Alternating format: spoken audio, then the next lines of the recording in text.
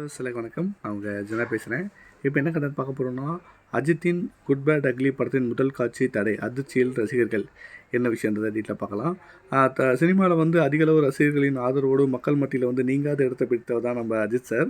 அவருடைய எளிமை, கௌரவம் மற்றும் நடிப்பு திறமையால் தளர்ந்து ரொம்ப அன்போடு அழைக்கப்படும் அஜித் சார் ஒவ்வொரு படத்திலும் தனித்துவமான கதாபாத்திரங்களுக்கு திரையுலகில் தனித்துவ அடையாளத்தை பெற்றிருக்காரு. தற்போது அவர் நடித்திருக்க புதிய படத்தை குட் பேட் அக்லி ரசிகர்களுக்கு மிகப்பெரிய ஒரு எதிர்பார்ப்பை உருவாக்கியிருக்கு. அஜித் சார் தற்போது ஆதிக் ரவிச்சந்திரன் இயக்கத்தில் உருவாக்கியிருக்க குட் பேட் அக்லி படத்தில் நடிச்சிருக்காரு. இந்த படம் அவருக்கு ஜோடியாக திரிஷா மேம் நடிச்சிருக்காங்க. இருவரும் பல வருடங்களுக்கு பிறகு நெஞ்சிருப்பதால் இந்த படத்தின் மீதான எதிர்பார்ப்பு ரசிகர்கள் மனதில் அதிகரிச்சிருக்கு. குட் பேட் அக்லி படம் வருகின்ற ஏப்ரல் 10ஆம் தேதி உலக அளவில் வெளியேற இருக்குது. அதிகாரப்பூர்வ அறிவிப்பு வெளியாகிருக்கு. முன்னணி நடிகர் படம் வெளியாகும் போது ரசிகர்கள் இருக்கும் அன்பும் ஆர்வமும் அதிகமாக தான் இருக்கும்ன்றது நம்ம பெரிய விஷயம்தான். இந்த நிலையில் குட் பேட் அக்லி படத்தில் முதல் காட்சி குறித்த முக்கிய தகவல்கள் வெளியாகிருக்கு.